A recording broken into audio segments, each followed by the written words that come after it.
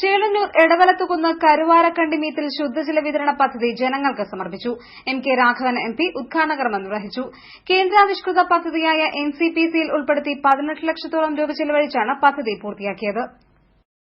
ചേളന്നൂർ പഞ്ചായത്തിലെ എടവലത്തുകുന്ന് കരുവാരക്കണ്ടിമീത്തിൽ പ്രദേശത്തെ 120ഓളം കുടുംബങ്ങൾക്ക് ആശ്വാസമേകിയാണ് എടവലത്തുകുന്ന് കരുവാരക്കണ്ടിമീത്തിൽ ശുദ്ധജല വിതരണ പദ്ധതി യാഥാർത്ഥ്യമായത്.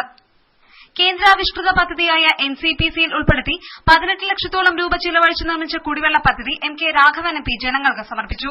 പ്രത്യേകിച്ച് അമ്മമാർക്കും സഹോദരിമാർക്കുമുള്ള എന്നും അനുഭവിക്കുന്ന പ്രയാസം എന്ന് പറയുന്നത് കുടിവെള്ളം സംബന്ധിച്ചുള്ള കാര്യമാണ്.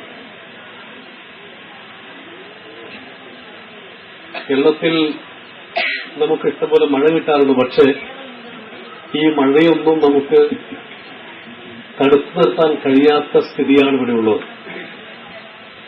ഈ മഴയെല്ലാം തന്നെ കടലിൽ ചെന്നു ചേർന്ന അവസ്ഥയാണ്. ഈ മഴ തടുത്തു നിർത്താൻ പറ്റാത്ത ചെക്ക് ഡാം സിസ്റ്റം ഉണ്ടായിരുന്നുവെങ്കിൽ കേരളത്തിൽ കുടിവെള്ളക്ഷാമം ഉണ്ടാകില്ല എന്ന് വിശ്വസിക്കുന്ന ഒരു പൊതുപ്രവർത്തകനാണിത്.